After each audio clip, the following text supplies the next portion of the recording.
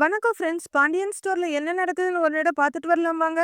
அம்பாசமுத்திரம் துர்க்கையம்மன் சித்திரை திருவிழாவுல நடன போட்டி நடந்துகிட்டு இருக்கு. ஃபைனலுக்கு 3 பேர் செலக்ட் ஆகி இருக்க. லாஸ்டா ராஜேஸ்வரிய கூப்பிடுறாரு மைக்காரு. ராஜ் கிரீன் கலர் புடவை உடுத்தி இருக்காங்க. அவங்க மெதுவா ஸ்டெப்ஸ் ஏற பரபரப்பான இறுதி சுற்றுல ஆட வந்திருக்காங்க. எப்படி ஆடுறாங்கன்னு பாப்போம் அப்படின்னு மைக்காரரு சொல்ல கோமதி உடனே கடவுளை கும்பிட்டுக்கிறாங்க.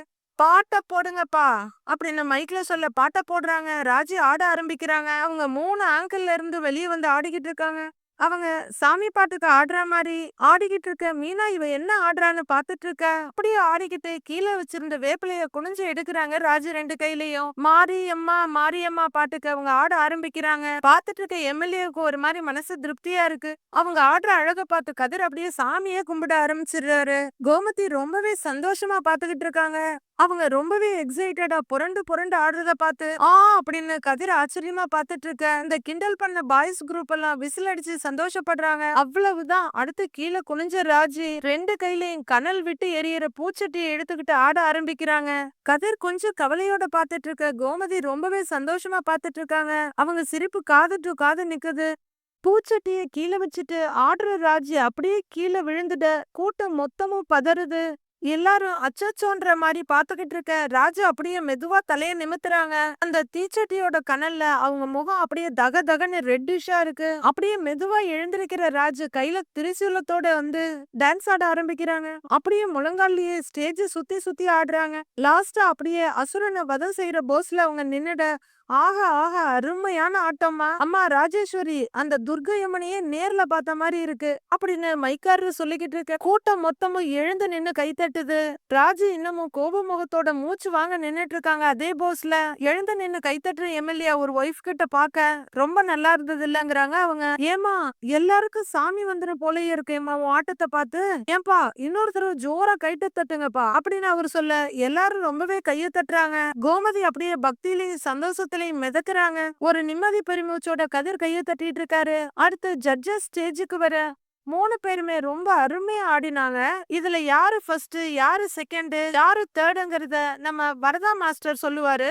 என்னங்க மாஸ்டர் அப்படின்னு மைக்கார் அவர்கிட்ட மைக்க கொடுக்க எல்லாரும் மூச்சு இழுத்து புடிச்சிட்டு பாத்துட்டு இருக்காங்க. 3 பேருமே சூப்பரா ஆடினீங்க அப்படின்னு வரதா மாஸ்டர் சொல்ல 3 பேருமே சந்தோஷமா தேங்க்யூ மாஸ்டர்ங்கிறாங்க. அதுலயும் ராஜேஸ்வரி நீங்க மிரட்டிட்டீங்க. இப்படி ஒரு பெர்ஃபார்மன்ஸ் நான் பார்த்ததே இல்ல அப்படின்னு அவர் சொல்ல தேங்க்யூ சோ மச்ங்கிறாங்க ராஜி. பாலா நீங்களும் ரொம்ப நல்லா பண்ணீங்க அப்படிங்கிற வரதா மாஸ்டர். ஓகே நான் ரிசல்ட்ட சொல்லிடுறேங்கிறாரு. ஃபைனல் ரவுண்டுக்கு போற 2 பேரு ராஜேஸ்வரி அப்புறம் நவீன் அப்படின்னு அவரு ரிசல்ட்ட சொல்லிட பிரமாதம் பிரமாதங்கிறாரு மைக்காரு. எல்லாருமே ரொம்ப ஹாப்பியா கிளாப் பண்றாங்க. அசத்திட்டீங்க போங்க.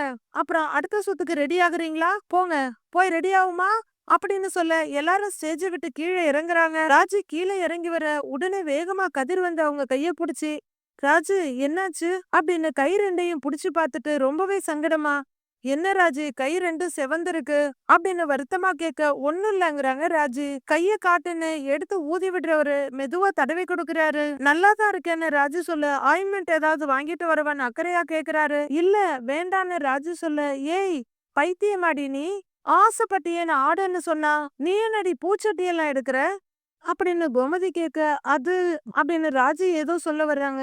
இவ்வளவு ரிஸ்க் எடுக்கணுமா நீ அப்படின்னு அரசி கேக்குறாங்க.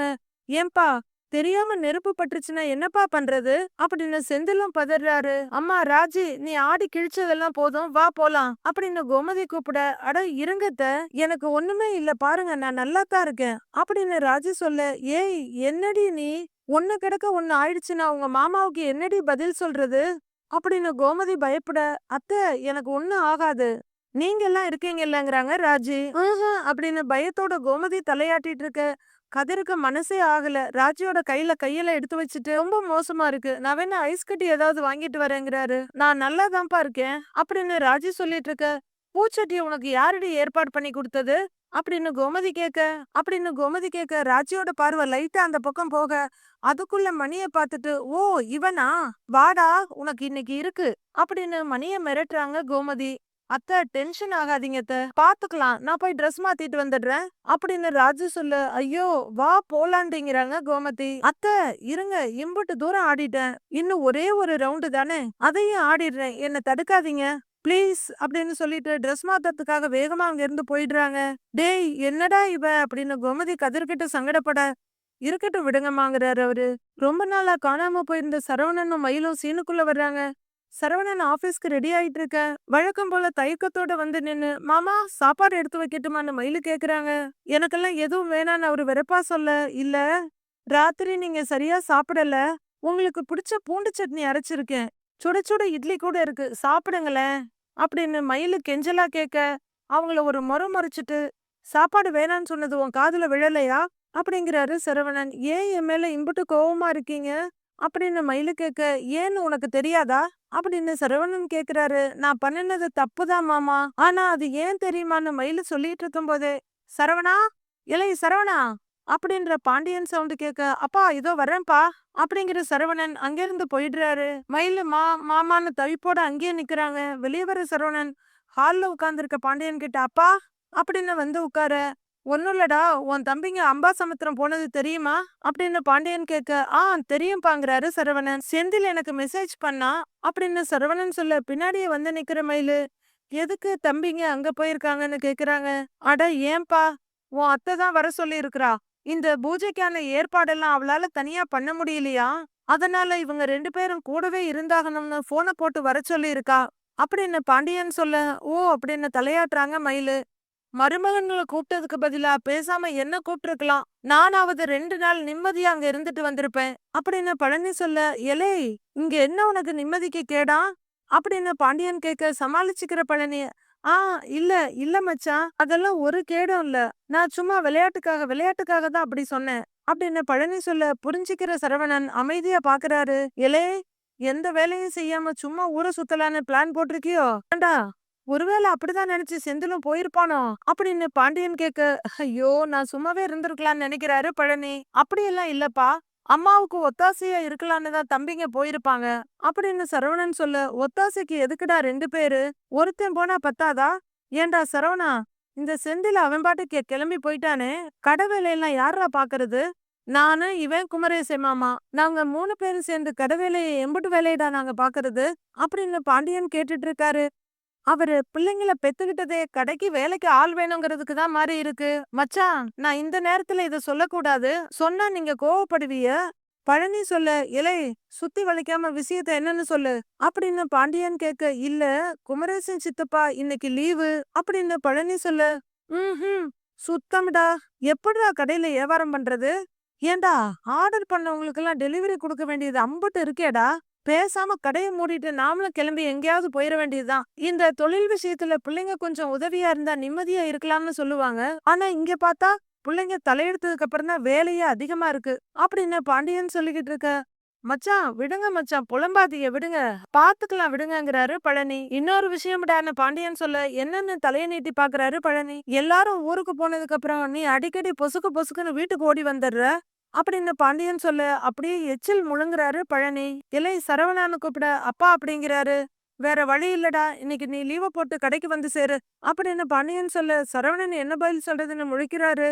ஆஹா, அது எப்படி மச்சான், நம்ம கடையில வேலை பாக்குறவங்க யாரும் லீவே போடக்கூடாது, ஆனா மத்த இடத்துல வேலை பாக்குறவங்க மட்டும் லீவ் போடலாமா அப்படின்னு பழனி கேட்க, இலை இந்த நியாயம் வெங்காயம் எல்லாம் நான் உங்ககிட்ட கேட்கல, வாயை மூடிட்டு இலை நீ கடைக்கு வந்துடுறா அப்படின்னு பாண்டியன் சொல்ல, சரிங்கப்பா அப்படின்னு வேகமா தலையாட்டுறாரு சரவணன். ஏமாமா இவரு எதுக்கு லீவ் போட சொல்றீங்க அப்படின்னு மயிலு கேட்க, கடையில வியாபாரம் பார்க்க வேணாமா அப்படின்னு பாண்டியன் கேட்க, நான் வீட்டுல சும்மா தானே இருக்கேன், நான் வேணா கடைக்கு வந்து வியாபாரம் பண்ணவா அப்படின்னு மயிலு கேட்க, எதுக்கு அப்படிங்கிறாரு பாண்டியன். அதெல்லாம் ஒண்ணும் வேணாம்ப்பா அப்படின்னு பாண்டியன் சொல்ல, ஏமாமா நான் வர்றேனே அப்படின்னு மயிலு சொல்ல, ஏன்பா நான் கல்யாணம் கட்டி இத்த வருஷத்துல உன் அத்தை கோமதிய கடையில வந்து வியாபாரம் பார்த்ததில்ல அப்படின்னு பாண்டியன் சொல்ல, அக்கா ரெடியா தான் இருந்துச்சு, நீங்க தான் விட்டதில்லன்னு சொல்லுங்க மச்சான் அப்படின்னு பழனி சொல்ல, ஆமா நான் தான் கடையில வியாபாரம் பார்க்க விடல, இந்த புள்ளைய மட்டும் வியாபாரம் பார்க்க விட்டுருவனா அப்படின்னு பாண்டியன் சொல்ல, இல்ல மாமா ஒரே ஒரு நாள் தானேங்கிறாங்க மயிலு, நான் வர்றேனே அப்படின்னு அவங்க கேட்க,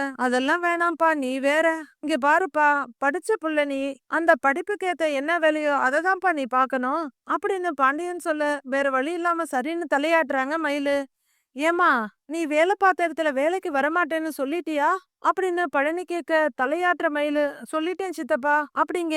ஏன்பா மயிலு, நான் வேணும்டா ஸ்கூல்ல திரும்ப பேசி பார்க்கவா?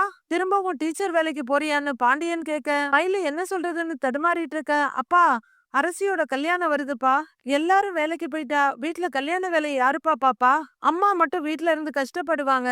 அரசி கல்யாணம் முடிக்கிற வரையிலும் மயிலு வீட்லயே இருக்கட்டுமே, அதுதான்ப்பா நல்லது அப்படின்னு சரவணன் சொல்ல, அதுவும் சரிதான். சரிடா பழனி, கிளம்புவோமாங்கிறாரு பாண்டியன். எழுந்திருக்கிற பழனி, பரவாயில்லையே, சரவணன் அவனா சுயமா சிந்திச்சு பேசுறான் அப்படின்னு யோசிச்சுட்டே நடக்க, பேக் எடுத்துட்டு பாண்டியன் போக சீக்கிரம் வந்து சேர்றேன்னு சொல்லிட்டு போறாரு. அவங்க போனதும், மாமா மத்தியானம் சாப்பாடு வேணா எடுத்துட்டு வரட்டுமான்னு மயிலு கேட்க, சொல்லாதது எதையும் செய்ய வேணாம், நான் சொன்னதை மட்டும் செய், அதுவே போதும்னு மிரட்டலா சொல்றாரு சரவணன். டூப்ளிகேட் சர்டிபிகேட் வாங்குறதுக்கு டீடைல்ஸ் எல்லாம் உன்கிட்ட கேட்டேனே, இன்னும் நீ கொடுக்கவே இல்ல, என்ன முழிச்சிட்டு இருக்க?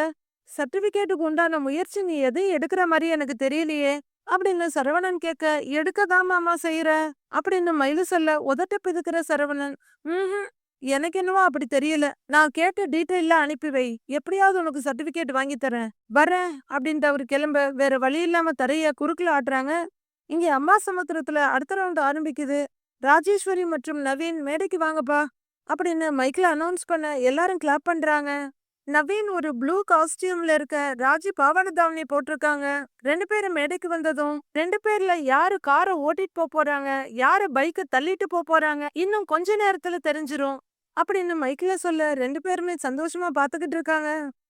இது ஒரு போட்டி சுற்று பாட்டு. இப்ப ஒரு பாட்டு போடுவோம். அதுக்கு நீங்க 2 பேரும் போட்டி போட்டு ஆடணும். யாரு ரொம்ப நல்லா ஆடுறீங்களோ அவங்களுக்கு காரு, அடுத்தவங்களுக்கு பைக்கு அப்படின்னு அவர் சொல்லிட்டு இருக்க. ராஜு பைக்குன்னு சந்தோஷமா பாத்துட்டு இருக்காங்க. இந்த சுற்றுல யாரு நல்லா ஆடுறீங்கன்னு பாப்போம். ஜெயிக்க போறது உள்ளூரா வெளியூரா, சிங்கக்குட்டியா சிங்கப்பெண்ணான்னு பாத்துருவோம். பாட்டை போடுங்கப்பா அப்படிங்கிற மைக்காரு ஓரமா போயிட எல்லாரும் கிளாப் பண்ண பாட்டை போட்டுடுறாங்க. 2 பேரும் ஆட ஆரம்பிக்கிறாங்க.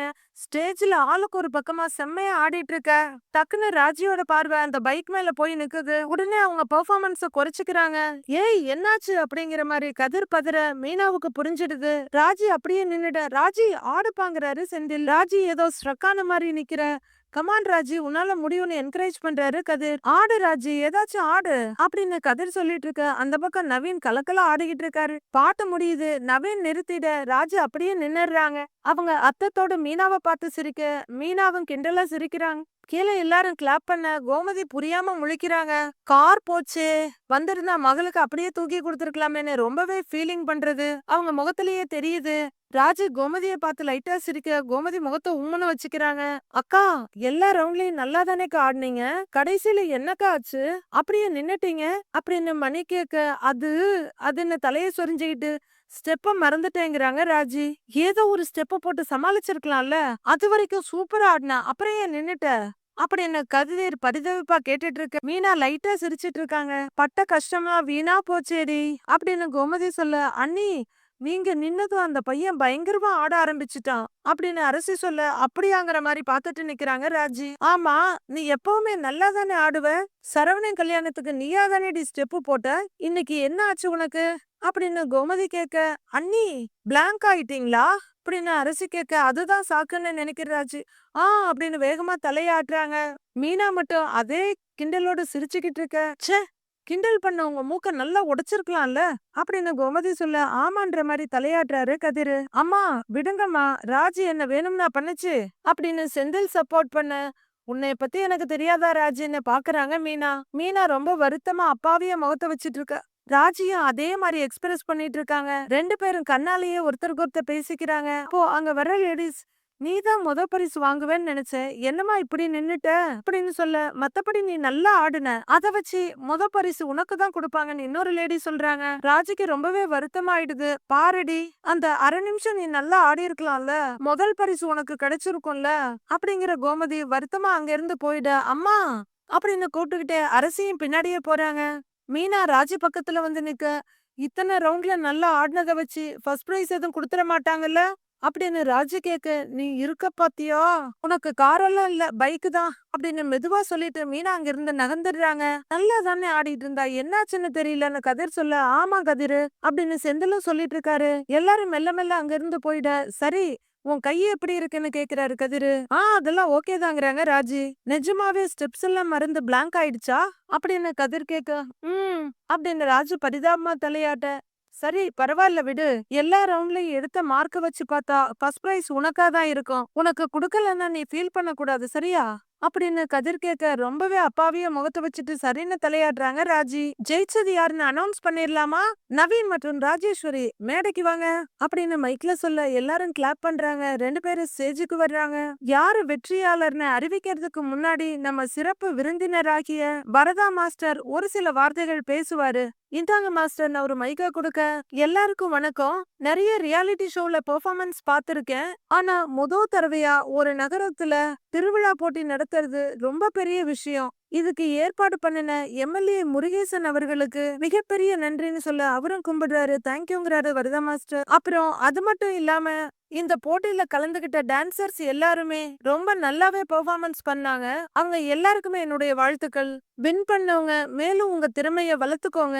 டிவி சினிமான்னு அடுத்தடுத்த கட்டத்துக்கு எடுத்துட்டு போங்க. உங்க எல்லாருக்கும் என்னுடைய வாழ்த்துக்கள். வின் பண்ணாதவங்க சோர்ந்து போகாம அடுத்த வருஷம் திருவிழா போட்டியிலையும் கலந்துகிட்டு பரிசு வாங்க முயற்சி பண்ணுங்க. All the best all of you. Thank you thank you அப்படின்னு மைக்க கொடுக்க, அடுத்தபடியாக நம்முடைய முருகேசன் அண்ணன் ஒரு சில வார்த்தைகள் பேசுவார். அண்ணன் இந்தாங்கண்ணேன்னு அவர் மைக்க கொடுக்க, இந்த மாதிரி ஒரு போட்டிய பார்த்ததே இல்லைன்னு சொல்ற அளவுக்கு எல்லாரும் ரொம்ப நல்லா ஆடினீங்க. உள்ளூர்காரங்க வெளியூர்காரங்க எல்லாரும் உங்க பேரை காப்பாத்திட்டீங்க. முதல்ல 3வதா வந்த தம்பிக்கு பரிசு கொடுத்துடலாம் அப்படின்னு எம்எல்ஏ சொல்ல, ஆமா ஐயோ அவரை மறந்துட்டோங்கிற பைக்கர் தம்பி பாலா மேல வாப்பாங்கிறாரு. பாலா ஸ்டேஜுக்கு வர ஒரு பிளேட்ல வெல்வெட் கிளாத் விரிச்சு அது மேல இந்தாப்பா தங்க மோதிரம் அப்படின்னு நீட்ட பாலா வாங்கிக்கிறாரு. கீழே இருக்கவங்க கிளாப் பண்ண, இதையாவது அவ வாங்கி இருக்கலாம், எப்படியும் 1 பவுனாவது இருக்கும் அப்படின்னு கோமதி ரொம்பவே ஃபீல் பண்றாங்க. அம்மா விடுமா அப்படின்னு அரசி சொல்லிட்டு இருக்காங்க. அடுத்தது அவங்க 2வது பரிசை வாங்க போறது அப்படின்னு அவர் மைக்ல சொல்லிட்டு இருக்க. ராஜி ரொம்பவே டென்ஷனா எனக்கே கிடைக்கணும்னு ப்ரே பண்றாங்க. எல்லாருமே மூச்சு இழுத்து பிடிச்சிட்டு பாத்துக்கிட்டு இருக்க. ராஜேஸ்வரின்னு அவர் அனௌன்ஸ் பண்ண, எஸ் அப்படின்னு ராஜேஸ்வரி ரொம்பவே சந்தோஷமா குதிக்கிறாங்க. மீனாவும் சந்தோஷமா கிளாப் பண்றாங்க. ராஜி ரொம்பவே சந்தோஷமா ஒரு சுத்தி நிக்க கோமதியை தவிர எல்லாருமே சந்தோஷமா தான் இருக்காங்க. ராஜியால அவங்க சந்தோஷத்தை கண்ட்ரோல் பண்ணவே முடியல. 2வது பரிசு வாங்கியிருக்காங்க ராஜேஸ்வரி. ஆனா அந்த 20 செகண்ட் நிக்காம ஆடி இருந்தாங்கன்னா கண்டிப்பா நீதாமா பரிசு வாங்கியிருப்ப அப்படின்னு அவரு சொல்ல, ராஜு சந்தோஷமா பாத்துக்கிட்டு இருக்காங்க. எம்எல்ஏ முருகேசன் சார் அவரோட ஒய்ஃப் வரதா மாஸ்டர் 3 பேரும் சேர்ந்து பைக் கீய நீட்ட அத சந்தோஷமா வாங்குறாங்க. ராஜி எல்லாரும் கைத்தட்டுங்க அப்படின்னு சொல்ல எல்லாரும் கிளாப் பண்ண மேல இருந்து பூவெல்லாம் கொட்டுது. பைக் அப்படின்னு அரசி பைக் ஓட்டுற மாதிரி செஞ்சு காமிக்க, நினைச்சதை சாதிச்சுட்டுன்னு மீனா சிரிக்கிறாங்க. கார் கீஸ் சைஸ்ல இருக்க அட்டையை வாங்குற ராஜி அது ரொம்பவே சந்தோஷமா தடவி பாக்குறாங்க. இந்த அட்டைக்கு ஒரு சுத்தி அவங்க கிஸ் பண்றத பாக்குற கதிர் திகைச்சு போறாரு. அவங்க அதை ரொம்பவே தன்னோட தோல் மேல சாச்சிட்டு சந்தோஷப்பட கதிருக்கு கொஞ்சம் புரிய ஆரம்பிக்குது. முதல் பரிசு யாரு வாங்க போறாங்கன்னு உங்களுக்கு சொல்ல தேவையில்லை. நவீன் அவர்களே வாங்க. நம்ம நவீன் முதல் பரிசை பெறுகிறார். எல்லாரும் நல்லா கை தட்டுங்கய்யா. நம்ம மண்ணின் மைந்தன் கார் வென்றிருக்காரு அப்படிங்க எல்லாருமே சந்தோஷமா கிளாப் பண்றாங்க. அந்த கலாட்டா பண்ணிட்டு இருந்த பாய்ஸ் குரூப்பும் கூட ரொம்பவே சந்தோஷமோடு மாறிடுறாங்க. இந்த விழாவுக்கு வந்து சிறப்பித்த அனைத்து பக்த கோடிகளுக்கும் எங்கள் வாழ்த்துக்களையும் வணக்கங்களையும் தெரிவித்துக் கொள்கிறோம். நன்றி வணக்கம்ங்கிறாரு மைக்ல. ச்சே, அவளுக்கு கிடைக்க வேண்டிய பரிசு வேற யாருக்கோ கிடைக்குது. அவளை பாரு, பைக்கு தான் பரிசுங்கிற மாதிரி அவ்வளவு சந்தோஷப்பட்டுட்டு இருக்கா அப்படின்னு கோமதி சொல்ல, கதிர் திரும்பவும் ராஜீவை பார்த்துட்டு இருக்காரு. குழந்தைங்க புதுசா கிடைச்ச பொம்மையை வச்சுட்டு குதிக்கிற மாதிரி ராஜி இன்னும் அந்த கீயும் அதோட மாடலையும் வச்சு குதிச்சிட்டு இருக்காங்க. ஏய், அது பொம்பளை ஓட்டுற பைக்கு கூட இல்ல, ஆம்பளை ஓட்டுறதுன்னு கோமதி சொல்ல, எதுவா இருந்தா என்னம்மா, ஜெயிச்சுல சந்தோஷப்படுங்கிறாரு செந்தில். இவளால அதை ஓட்ட கூட முடியாது, ஓட்டுனா கதிர் தானே ஓட்டணும் அப்படின்னு கோமதி சொல்லிட்டு இருக்க. கதிர் மறுபடியும் ராஜிய பாக்க அவங்க இன்னமும் அதை வச்சு கொண்டாடிட்டு இருக்காங்க.